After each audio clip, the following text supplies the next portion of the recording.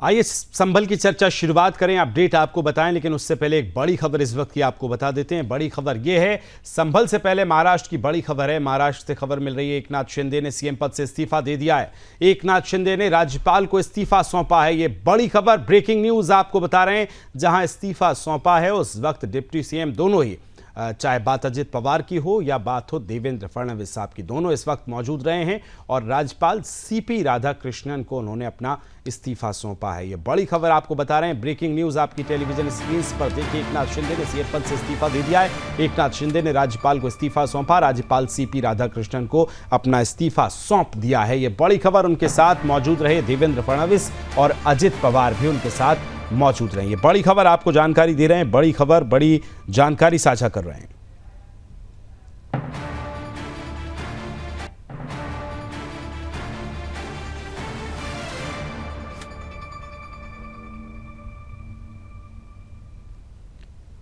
तो ये बड़ी खबर देखिए आपको बता रहे हैं और साथ ही सीपी राधाकृष्णन को इस्तीफा अपना एकनाथ शिंदे ने सौंप दिया है। चलिए आगे बढ़ेंगे और बात अब फिर होगी यूपी की और यूपी के संभल की, लेकिन उससे पहले तस्वीरें आ गई हैं। चलिए तस्वीरें आपको दिखा दे रहे हैं, ये आपको नजर आएंगे देवेंद्र फडणवीस साहब, एकनाथ शिंदे, अजित पवार, और ये आप तस्वीरें देखेंगे जहां राज्यपाल को अपना इस्तीफा सौंपते नजर आ रहे हैं। एकनाथ शिंदे यानी कि अपना इस्तीफा सौंप दिया है, उनके साथ अजित पवार और देवेंद्र फडणवीस भी मौजूद रहेंगे। बड़ी खबर महाराष्ट्र की सियासत से जुड़ी हुई और आज की सबसे बड़ी खबर यही है कि इस्तीफा सौंप दिया गया है।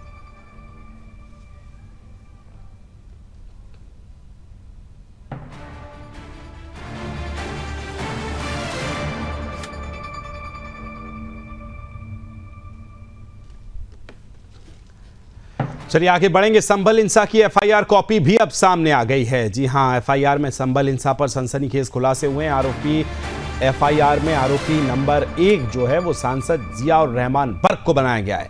एफआईआर में आरोपी नंबर 2 सुहेल इकबाल को बनाया गया है। भड़काऊ बयानबाजी के चलते हिंसा हुई है, ये भी अब कहना है, और इसी के तहत एफआईआर जो है हुई है। कई लोगों को गिरफ्तार किया गया है। एफआईआर का सिलसिला लगातार जारी है, लोगों को चिन्हित किया जा रहा है, पहचान की जा रही है। लेकिन एफआईआर में आरोपी नंबर 1 जियाउर रहमान बर्क सांसद संभल से जो है उनके खिलाफ ये बड़ी कार्रवाई की गई है। इसी बीच चलिए आगे बढ़ेंगे, एक और बड़ी खबर, लेकिन उससे पहले आप एफआईआर की कॉपी देख रहे हैं और इसमें पहला नामजद जो आरोपी है वो जियाउर रहमान बर्क जो है उनको बनाया गया है और सपा से ये यहां से सांसद भी हैं। चलिए आगे बढ़ेंगे। ये आपने देखा, रिपोर्ट की हमने कॉपी दिखाई आपको। अब इसी से जुड़ी एक और बड़ी खबर,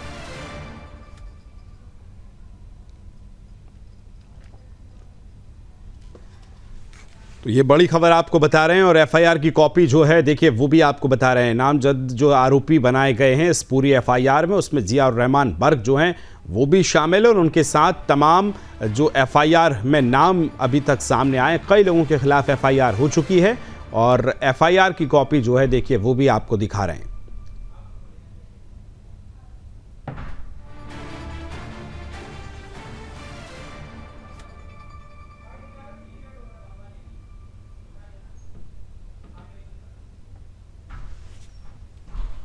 चलिए आगे बढ़ेंगे। संभल से ही खबर, जहां सपा डेलीगेशन के दौरे पर डीएम का बयान सामने आया। आपको बता दें कि सपा का डेलीगेशन आज संभल जाने वाला था इस घटना के बाद, लेकिन इसी दौरे को लेकर डीएम का बयान सामने आया है। संभल नहीं जा सकता है सपा प्रतिनिधिमंडल, माहौल बिगड़ने के खतरे को लेकर रोक है और इसी को लेकर डीएम ने सुरक्षा के लिए ये अब बड़ा बयान जारी किया। इलाके में किसी भी बाहरी व्यक्ति का प्रवेश जो है वो अभी प्रतिबंधित किया गया है, लिहाजा समाजवादी पार्टी का जो प्रतिनिधि मंडल जा रहा था आज संभल के लिए उसको रोक दिया गया है और डीएम की तरफ से आदेश के कोई भी बाहरी व्यक्ति अभी नहीं आ सकता है।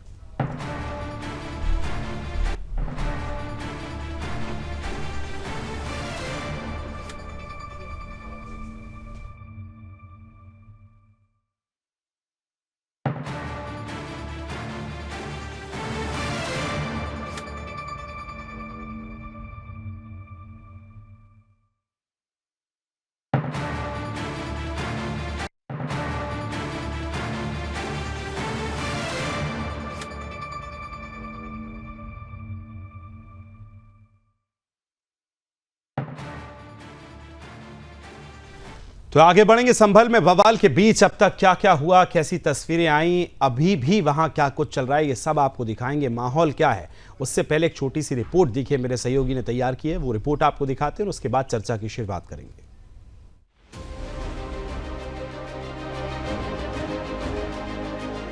भारत एकता का प्रतीक, मगर क्या होता है जब यही एकता कट्टरपंथी ताकतों के हाथों का खिलौना बन जाए? क्या होता है जब न्याय और कानून की आस्था को जिद और आतंक के हाथों ललकारा जाए? संभल में जो हुआ वो एक बड़ी साजिश का हिस्सा था, जो अब खुलकर सामने आ चुका है। यह साजिश सिर्फ एक मस्जिद तक सीमित नहीं थी, ये एक पूरी साजिश थी। एक ऐसी साजिश जो केवल दंगे भड़काने के लिए नहीं, बल्कि देश की शांति को तबाह करने के लिए रची गई।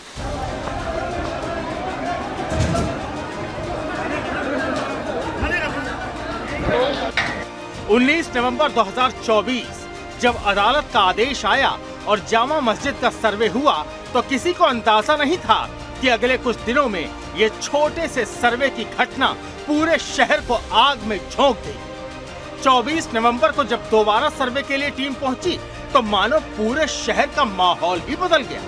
और फिर वही हुआ जो हर किसी ने कयास लगाया था, हिंसा।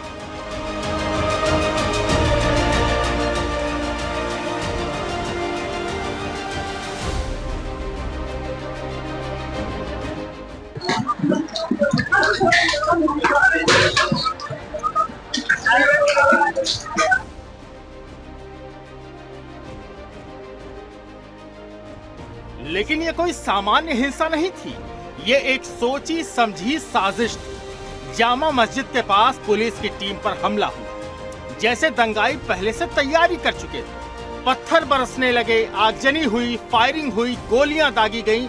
बूढ़ों से लेकर महिलाओं तक सब शामिल थे इस जिहादी जोन में। हमले का निशाना सिर्फ पुलिस ही नहीं थी, बल्कि हमला कानून पर था। परिणाम दर्जनों घायल पुलिसकर्मी और लाखों की संपत्ति का नुकसान। लेकिन सवाल उठता है कि क्या ये हिंसा केवल गुस्से की प्रतिक्रिया थी, या फिर इसके पीछे कोई और खतरनाक इरादा था? यहाँ एक सवाल खड़ा होता है कि ये इतने पत्थर कहां से आए? क्या ये सब सिर्फ मौके पर इकट्ठा हो गए? नहीं, वीडियो में साफ दिखता है कि नगर निगम के ट्रैक्टरों में ईंटें और पत्थर ट्रांसपोर्ट किए जा रहे थे। इन पत्थरों को काटकर एक ऐसा आकार दिया गया जिसे केवल पुलिस पर फेंकने के लिए तैयार किया गया। ये हिंसा साजिश के तहत रची गई, लेकिन ये हिंसा बस यहाँ तक नहीं थी। 22 नवंबर को सपा के सांसद जियाउर रहमान बर्क ने बयान दिया, ये मस्जिद है, मस्जिद थी और मस्जिद ही रहेगी। क्या ये बयान केवल एक धार्मिक रुख था, या फिर ये बयान मुस्लिम समुदाय को उकसाने और अदालत के आदेशों के खिलाफ सड़कों पर उग्र होने की योजना का हिस्सा था? और क्या ये बयान हिंसा की आग को भड़काने का काम कर रहा था? जवाब साफ है, ये एक सोची समझी उकसाहट थी। और फिर 24 नवंबर को जो हुआ वो सिर्फ एक घटना चक्र नहीं था, बल्कि ये पूरी साजिश का परिणाम था। 2000 से ज्यादा लोग, एक जैसे कपड़े, एक जैसी मानसिकता, एक जैसा आक्रमण। क्या इसे एक संगठित समूह से निर्देशित किया गया था? अब पुलिस के पास ड्रोन, वीडियोग्राफी और इलेक्ट्रॉनिक उपकरणों से मिले प्रमाण हैं, और ये प्रमाण इस बात को साबित कर रहे हैं कि हमला पूरी तरह से सोची समझी साजिश थी। पुलिस ने आरोपियों पर राष्ट्रीय सुरक्षा कानून NSA के तहत केस दर्ज करने की तैयारी की। क्या इन आरोपियों को सच में सजा मिलेगी? क्या इन कट्टरपंथी ताकतों के खिलाफ कठोर कार्रवाई होगी? अब वही पुरानी कहानी दोहराई जाएगी। सपा के नेता अखिलेश यादव ने फिर से अपनी पार्टी के हमलावरों का बचाव किया, जैसा उन्होंने मुजफ्फरनगर हिंसा में किया। उन्होंने घटनाओं को तोड़ मरोड़ कर पेश किया और प्रशासन को ही दोषी ठहरा दिया। ये वही तरीका है जो कट्टरपंथियों को छूट देने का, उनके खिलाफ कोई कार्रवाई न करने का तरीका बन चुका है। क्या ये बयानबाजी पूरी तरह से हिंसा को हवा देने का प्रयास है? अब सवाल ये उठता है कि क्या ये साजिश रुकेगी? क्या इस पर कठोर कार्रवाई होगी, या फिर सिर्फ एक और राजनीतिक खेल बनकर रह जाएगा? पुलिस और प्रशासन के पास सबूत हैं और उम्मीद की जाती है कि ये सबूत उन ताकतों तक पहुंचेंगे जिन्होंने इस हिंसा को हवा दी। संभल की कहानी सबके सामने है, एक साजिश जो पूरी तरह से जानबूझकर रची गई, और इसके पीछे की असल सच्चाई अब सामने आनी ही चाहिए। Bureau report, Sudarshani. तो आपने रिपोर्ट देखी किस तरह से रिपोर्ट में अभी तक जो है चीज़ें बढ़ी हैं, चीज़ें घटी हैं, उसके बाद कितनी एफआईआर हुई हैं, क्या कुछ अभी चल रहा है। लेकिन अभी सपा के डेलीगेशन को वहां जाने से रोका गया है और उसके बाद अब चर्चा करेंगे। तमाम मेहमान मेरे साथ जुड़ गए। रत्नेश मिश्रा हैं, प्रवक्ता भारतीय जनता पार्टी के। अशोक यादव साहब जुड़ गए, समाजवादी पार्टी से प्रवक्ता हैं। रामपाल सिंह वहां से मेरे संवाददाता सहयोगी मेरे साथ जुड़ेंगे और हाजी नाजिम मेरे साथ मुस्लिम स्कॉलर जुड़ रहे हैं। चर्चा की शुरुआत करूं, बात करेंगे रामपाल सिंह, वहां से मेरे सहयोगी जुड़े हुए हैं। रामपाल, बहुत जल्दी से बताइए कि आज तक का क्या कुछ अपडेट है। अभी सपा का डेलीगेशन मिलने जाने वाला था, डीएम का बयान सामने आया कि किसी भी बाहरी व्यक्ति को आने का अनुमति जो है आने की नहीं है। क्या कुछ अपडेट है आपके पास, जल्दी से बताइए। देखिए, हिंसा के बाद जैसे ही माहौल गर्म हुआ, जहां पर 25 लोगों को पुलिस ने गिरफ्तार करके जेल भेज दिया है, जहां 2500 लोगों पर तकरीबन मुकदमा दर्ज हुआ है, जो एक चर्चा का विषय बना हुआ है। शहर में गर्म माहौल है। हालांकि अब स्थिति जो है निरंतर बनी हुई है। जो पुलिस ने अपना भारी पुलिस बल के साथ तैनाती करके जिस तरीके से काबू पाया है जिहादियों पर, तो उस तरीके से अब देखा जाए तो माहौल कहीं ना कहीं माहौल ठंडा है। पुलिस ने लगातार जो कार्रवाई पुलिस अगर इतनी मजबूती के साथ अगर पुलिस ना हुई थी तो हालांकि ये भी विकास ये भी देखा जा सकता है कि जो हमलावर हैं कहीं ना कहीं एक अधिकारी को भी जान ले सकते थे। जबकि इसमें 21 लोग जो है पुलिसकर्मी हैं वो घायल हुए हैं, जिनका उपचार कराया जा रहा है। बड़ी संख्या में जो है पुलिस के जवान घायल हुए हैं। अशोक यादव सर, सवाल मेरा इतना सा है कि जब इस तरह की चीज़ें हो रही हैं और वहाँ भी माहौल आप देख रहे हैं तनावपूर्ण बना हुआ है, इंटरनेट, फ़ोन और सभी कॉलेज स्कूल बंद करने की अभी बात की जा रही है, ऐसे में सपा का डेलीगेशन जाने वाला है वहाँ बातचीत करने, मिलने, आपको नहीं लगता कि क्या चीज़ें और ज़्यादा बढ़ सकती हैं अभी हालात जो मौजूद नज़र आ रहे हैं? देखिए, आपने बहराइच का दंगा अभी देखा होगा, अभी कुछ महीने पहले ही हुआ था और उस दंगे में ये बात निकल के आई, बिल्कुल प्रूव्ड हो गया कि ये दंगा भारतीय जनता पार्टी ने प्रायोजित कराया था। वहां के विधायक जी ने एफआईआर भी कराई थी, सुरेश्वर सिंह ने। ये उसी का पार्ट 2 है, बहराइच दंगा का पार्ट 2 संभल दंगा। देखिए, भारतीय जनता पार्टी और आरएसएस एक रिसर्च संस्थान है जो रिसर्च करते रहते हैं कि किस तरह से प्रदेश में, देश में हिंदू मुस्लिम का दंगा कराया जाए और ताकि एक धार्मिक उन्माद पैदा हो सके दोनों समुदाय के बीच, और उस उन्माद में आकर के जो इस देश की या प्रदेश की जो 80% हिंदू आबादी है उसका ब्रेन वॉश कर लिया जाए। और ब्रेन वॉश के करने का लॉजिक ये है ताकि वो हिंदू आबादी के जो छात्र हैं, युवा हैं, उनके दिमाग में उन्माद भर जाए और वो लोग न शिक्षा की बात करें, न अपने पेपर लीक की बात करें, न तो अपने नौकरी की बात करें, और उसकी आड़ में भारतीय जनता पार्टी अपने लोगों को एआरओ बना दे, आरओ बना दे, पुलिस में भर्ती करा दे, तमाम तरह के पीसीएस में 50 लोगों की कापियां बदलवा दे। ये सारी चीजें इनके जो उद्देश्य भारतीय जनता पार्टी आरएसएस का है। तो अब उसमें कहां तक ये सफल हो जा रहे हैं। और हमारा जो डेलीगेशन का सवाल है, हमारा डेलीगेशन तो यही कहने के लिए जा रहा था, देखने के लिए जा रहा था कि शासन प्रशासन की जो मंशा थी दंगा कराने की, वो मंशा तो सफल हो गई, उनकी दंगा हो ही गया बहराइच में, वहां पे संभल में। लेकिन पर आपके जिस तरह से नेताओं के बयान आ रहे हैं, रामगोपाल यादव कह रहे हैं कि अगर आप बूथ तोड़ेंगे तो पत्थर तो चल ही सकते हैं, तो फिर वहां जो डेलीगेशन जा रहा है वहां इस तरह की बयानबाजी ना हो जाए, नहीं तो पता चले फिर हो जाए। रत्नेश भाई, किस तरह से कहेंगे? वो कह रहे हैं बीजेपी और आरएसएस का प्रायोजित दंगा था ये। विकास जी, आपको, साथी पैनलिस्टों को और देश की जनता को मेरी तरफ से जय श्री राम जी। नमस्कार विकास जी। समाजवादी पार्टी और उसके नेता और उसके सांसद और विधायक का बेटा, ये लोग जिस प्रकार की बयानबाजी कर रहे हैं वो प्रदेश की जनता, देश की जनता देख रही है कि उस बयानबाजी के पीछे का मोटिव क्या है। लेकिन मैं आपके माध्यम से समाजवादी पार्टी, उनके नेताओं और उनके सांसदों और विधायकों को चेतावनी दे रहा हूं कि अखिलेश यादव की गुंडागर्दी वाली सरकार नहीं है, ये पूज्य महंत योगी आदित्यनाथ जी की सुशासन वाली, संविधान वाली और लोकतांत्रिक मूल्यों के तहत चलने वाली सरकार है। अगर आप यहाँ न्यायालय के कार्यों में अलंगा डालेंगे, विधि एवं कानून व्यवस्था के लिए खतरा बनेंगे, तो हम आपके साथ सख्ती से निपटेंगे, कोई भी रियायत नहीं की जाएगी। अब दूसरी बात विकास भाई, ये समाजवादी पार्टी वोट बैंक की राजनीति में इतनी अंधी हो गई है कि उनको अपनी ना तो सांस्कृतिक विरासत दिख रही है, ना अपना धर्म दिख रहा है, ना अपने आचार दिख रहे हैं, ना अपने विचार दिख रहे हैं। पूरी डिबेट में एक भी बार अशोक यादव जी ने ये नहीं कहा कि वहां पर जो पत्थरबाजी हुई प्रशासन पर वो गलत है। वहां पर जो पुलिस वाले, जो एक डिप्टी कलेक्टर है, एक डिप्टी एसपी चोटिल हुआ, 20 से ज्यादा अधिक पुलिस वाले चोटिल हुए, उन पर पत्थरबाजी करने वाले लोग गलत हैं।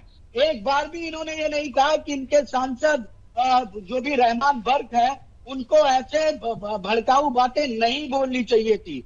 एक बार भी इन्होंने नहीं कहा कि ठीक इनके है। विधायक चलिए, के ठीक है। बेटे सुहेल इकबाल। हाजी नाजिम कहाँ है भाई, आज दिख नहीं रहे। हाजी नाजिम साहब क्या कहेंगे, अभी तक जिस तरह से गिरफ्तारियां बढ़ रही हैं, वहां के सांसद को जो है वो उसमें भी गिरफ्तार में जो नाम हुई है FIR नामजद जो आरोपी बनाए गए उसमें बनाया गया है, क्या कहेंगे आप इस पूरे मामले को लेकर? हाँ विकास भाई, मेरी आवाज सुन पा रहे हैं? जी आवाज आ रही है। हाँ विकास भाई, देखिए हाजी नाजिम के दिल में विकास भाई है और विकास भाई के दिल में हाजी नाजिम है, दोनों में अटूट प्रेम भाव है और ये हमेशा इंशाल्लाह जब तक हाजी नाजिम जिंदा हमेशा बना रहेगा। और देखिए अब आती है बात यहाँ पर, जिस तरीके से अभी मैं भाजपा के प्रवक्ता को सुन रहा था, उन्होंने कहा कि ये जो दंगा है ये प्रायोजित है। बिल्कुल इनका बात बिल्कुल मैं इत्तेफाक रखता हूँ इस बात से, क्योंकि जिस तरीके से सर्वे की रिपोर्ट वहां गई थी वहीं पर पुलिस प्रशासन भी था, लेकिन वहां पर धार्मिक नारे लगाने वाले कौन थे? बिल्कुल इनकी बात बिल्कुल सही है। मैं मानता हूं कि ये प्रायोजित दंगा है, तो वो दंगा कराने वाले कौन थे, वो धार्मिक नारे लगाने वाले कौन थे? तो इस पे CBI जांच होनी चाहिए।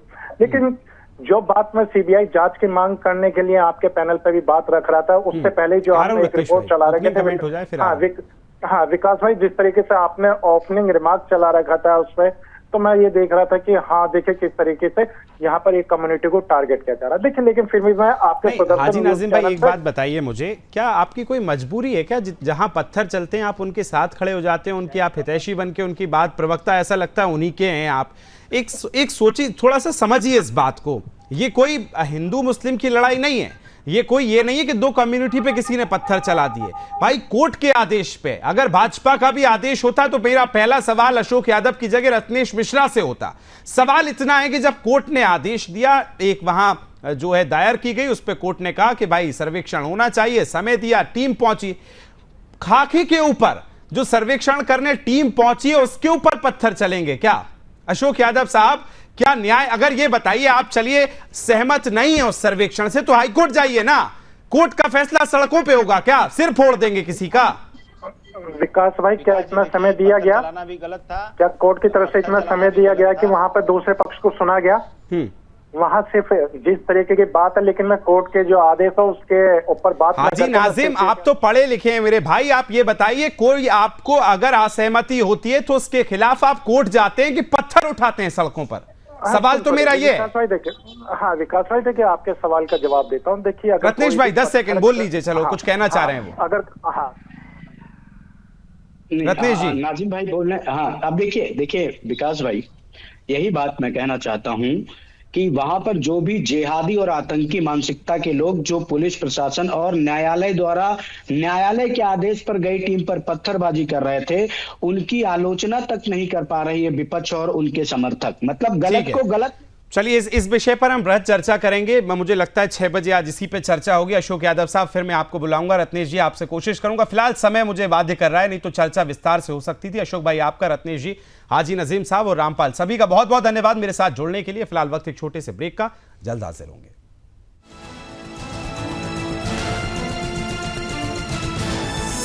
आप देख रहे हैं सुदर्शन न्यूज।